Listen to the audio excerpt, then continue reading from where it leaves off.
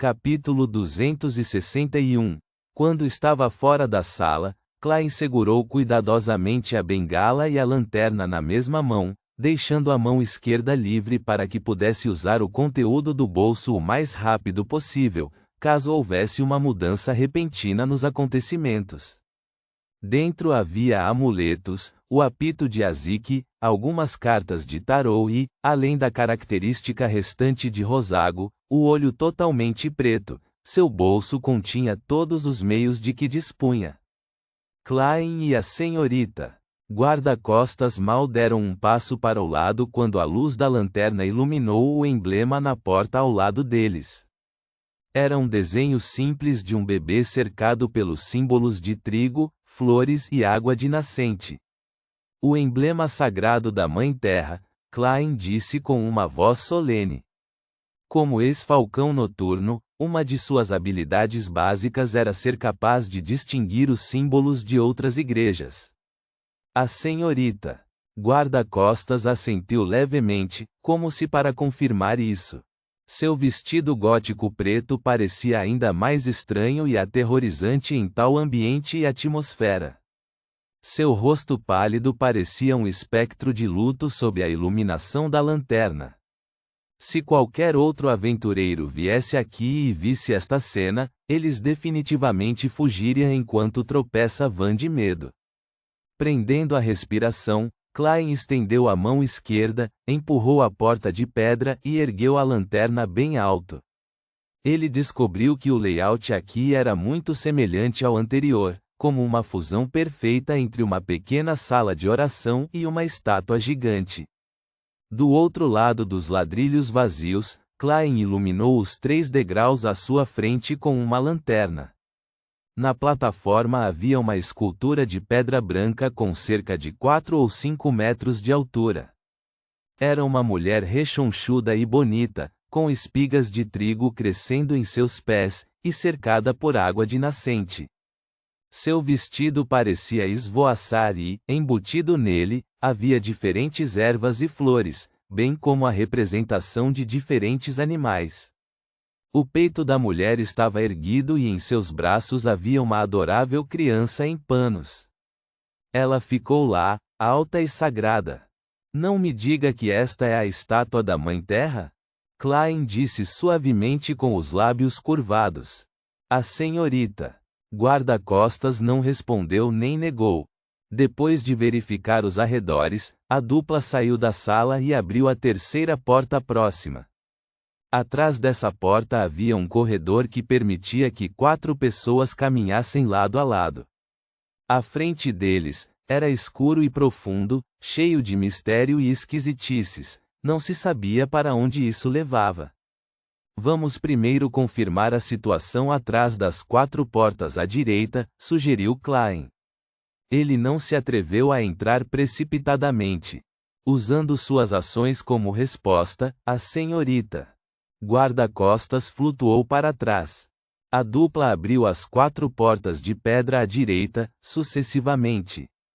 Eles viram separadamente o emblema sagrado da tempestade, que era composto pelo símbolo de vendavais e ondas tempestuosas, o emblema sagrado do sol, circundado por linhas, o emblema sagrado do deus do combate, que foi feito a partir da combinação do símbolo do entardecer e um símbolo em forma de espada, bem como o emblema sagrado do deus do conhecimento e da sabedoria, representado por um livro aberto e um olho onisciente.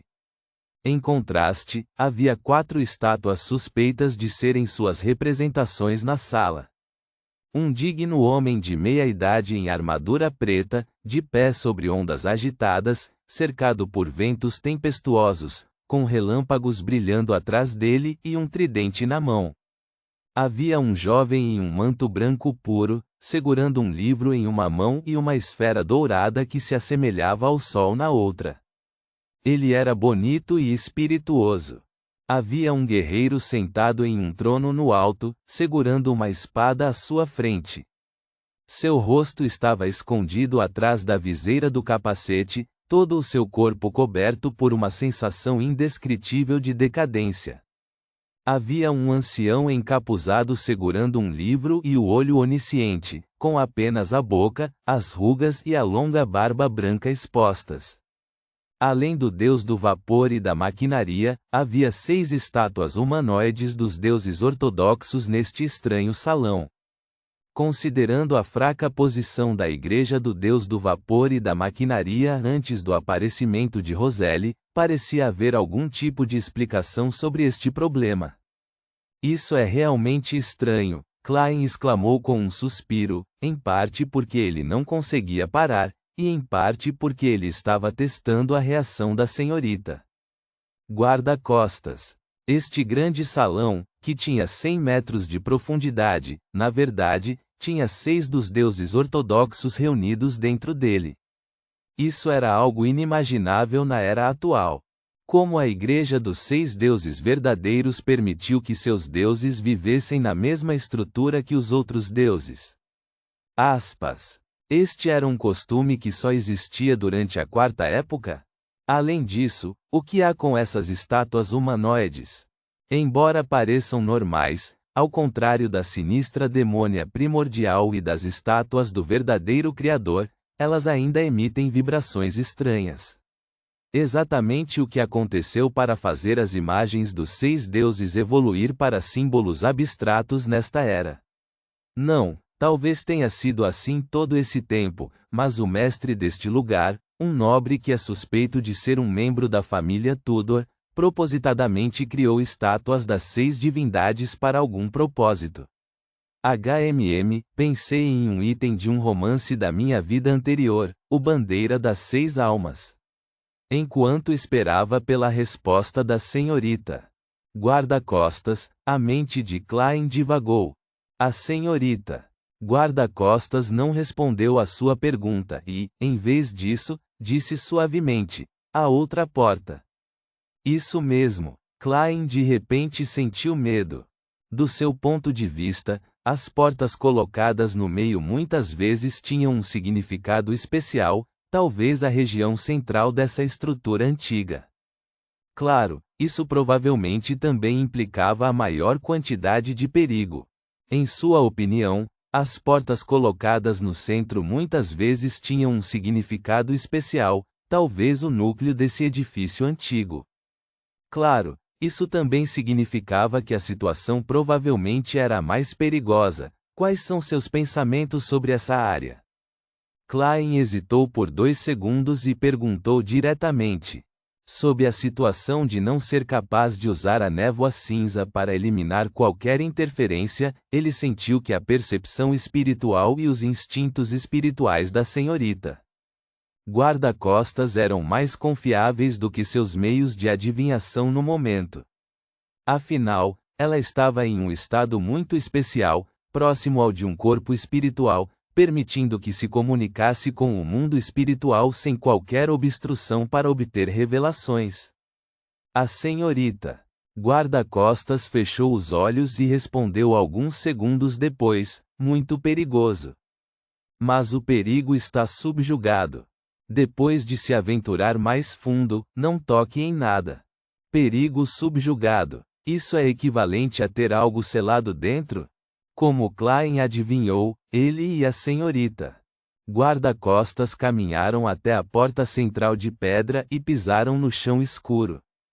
A luz da lanterna parecia diminuir um pouco, como se fosse difícil expulsar a escuridão à frente. Klein estava com a mão esquerda no bolso, segurando o apito de cobre de Azik e alguns amuletos. Após cerca de 30 passos, a senhorita Guarda-costas parou de repente. Klein ergueu a lanterna com a mão direita e viu que a estrada à frente estava bloqueada por pedregulhos e terra. À esquerda e à direita havia 2 portas de pedra com o mesmo formato das do salão principal. O lado direito estava entreaberto e cheio de lama e pedra. Talvez essa estrutura antiga estivesse acima do solo naquela época, mas por algum motivo, acabou afundando e desmoronando, resmungou Klein. Há apenas uma direção que podemos escolher. Antes que pudesse terminar suas palavras, ele viu a senhorita Guarda-costas flutuar à frente, grudar na enorme rocha, fundir-se nela e desaparecer. A boca de Klein se contorceu e ele começou a esperar pacientemente. Depois de alguns minutos, a senhorita guarda-costas saiu da lama à direita, com o corpo completamente livre de poeira. Está completamente destruído, ela concluiu categoricamente. Por um momento, Klein ficou sem fala e só conseguiu sorrir. Em seguida, os dois olharam simultaneamente para a esquerda, onde estava a porta de pedra entreaberta. Havia uma pequena abertura. Klein aproximou-se e olhou cuidadosamente através da abertura de 3 centímetros. Sua visão espiritual, que originalmente havia sido bloqueada pela porta de pedra, imediatamente descobriu algo. Havia pelo menos 4 luzes espirituais brilhantes e poderosas dentro, 2 que eram quase douradas escuras e 2 que eram azuis escuras como o mar. Depois de usar sua visão espiritual, uma cena estreita apareceu na visão normal de Klein. A luz do fogo que entrava na sala iluminava os ladrilhos de pedra negra. No topo das telhas havia pilhas de ossos cobertos com roupas podres, e alguns deles emitiam luz dourada escura e azul escura. Características condensadas de Beyonder? Itens místicos. Enquanto esses pensamentos passavam por sua mente, Klein varreu seu olhar para os cantos da sala. Ao longo da parede escura havia uma porta dupla. Um maldito par de portas duplas. Parecia haver resquícios de sangue fresco na porta. Eles continuaram deslizando para baixo enquanto refletiam a luz.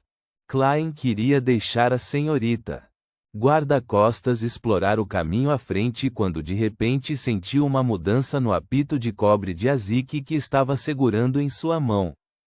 O toque originalmente frio e suave de repente tornou-se penetrante.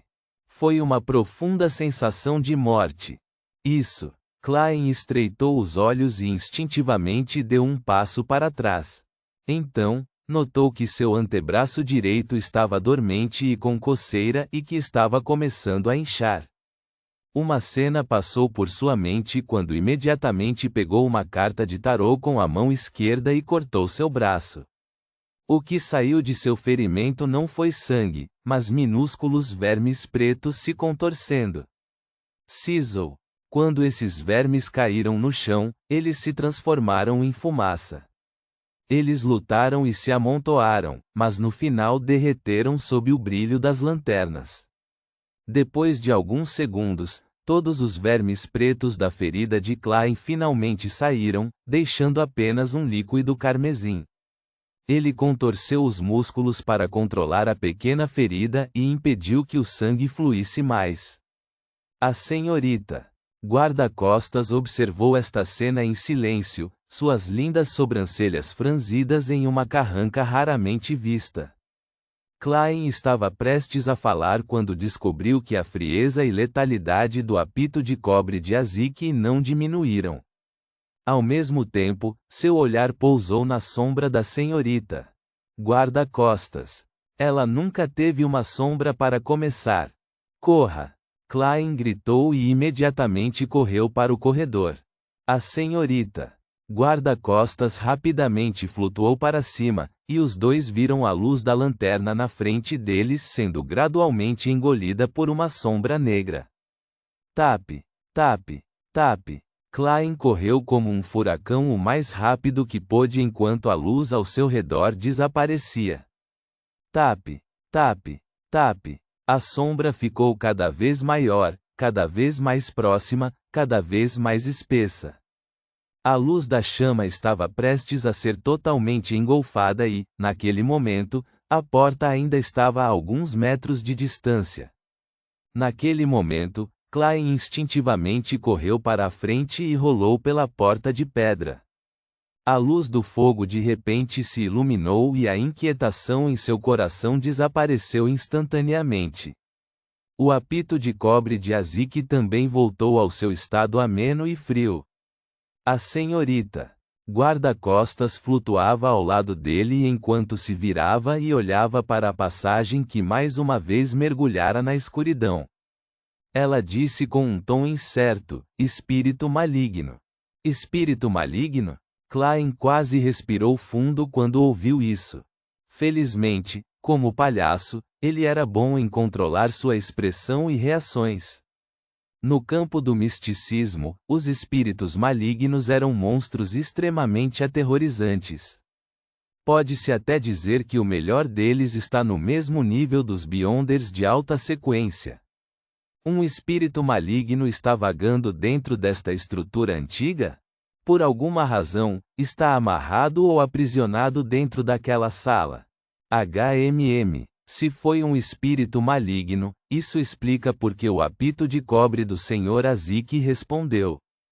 Um espírito maligno pode ser considerado como uma criatura morta-viva. Klein levantou-se e também olhou para o caminho que agora estava submerso na escuridão. Ele sentiu como se houvesse um par de olhos frios olhando para ele. Ponto.